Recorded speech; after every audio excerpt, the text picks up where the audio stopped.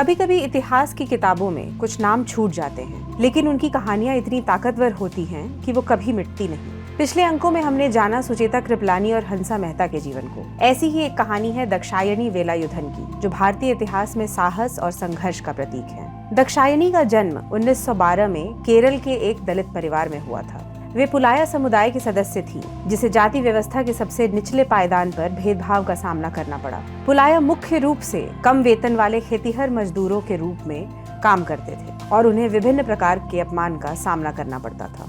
उच्च जाति के व्यक्तियों से एक विशिष्ट दूरी बनाए रखने के लिए इस समुदाय के सदस्यों को सार्वजनिक सड़कों का उपयोग करने से मनाही थी।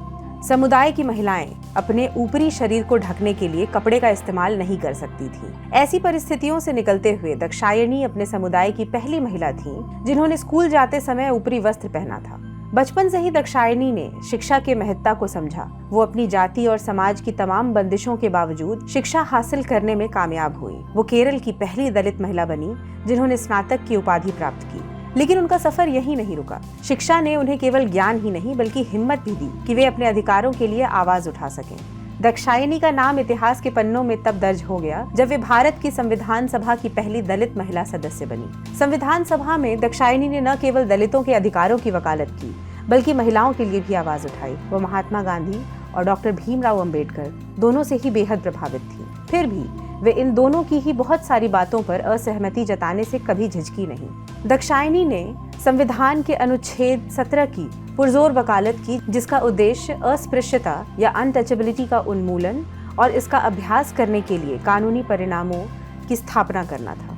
संविधान सभा में उनका एक वक्तव्य इतिहास में दर्ज है। मैं नहीं चाहती कि मेरे समाज के लोग विशेष संरक्षण मांगे, हम केवल समान अधिकारों के हकदार हैं। ये शब्द उनके आत्मसम्मान को दर्शाते हैं। वह न केवल राजनीति में सक्रिय रही बल्कि सामाजिक आंदोलनों का भी हिस्सा बनी। उनके जीवन का एक और महत्वपूर्ण पहलू था उनका संघर्ष सामाजिक सुधारों के लिए, जो उन्होंने दलित समाज के उत्थान के लिए किए। 1977 में उन्होंने महिला जागृति परिषद की स्थापना करने की पहल की, जो विशेष रूप से दिल्ली शहर में महिलाओं के अधिकारों और सशक्तिकरण को बढ़ाने पर केंद्रित एक संगठन था।